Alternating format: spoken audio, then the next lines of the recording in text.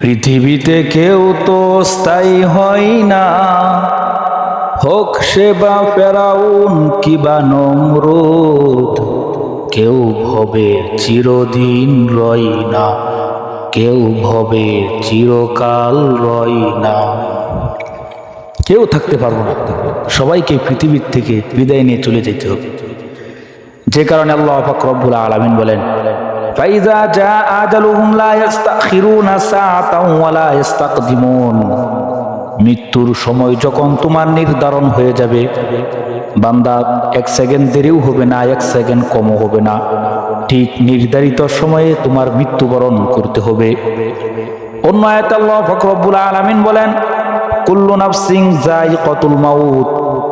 প্রত্যেক প্রাণীকে, প্রত্যেক মানুষকে মৃত্যুর স্বাদ গ্রহণ করতে হবে। এজন্য বোঝা যায় পৃথিবীতে আমরা কেউ বেশি দিন থাকবো না। একদিন মাটির ভিতরে হবে ঘর রে মন আমার, কেন বাদন দালান ঘর রে মন আমার, কেন বাদন দালান ঘর।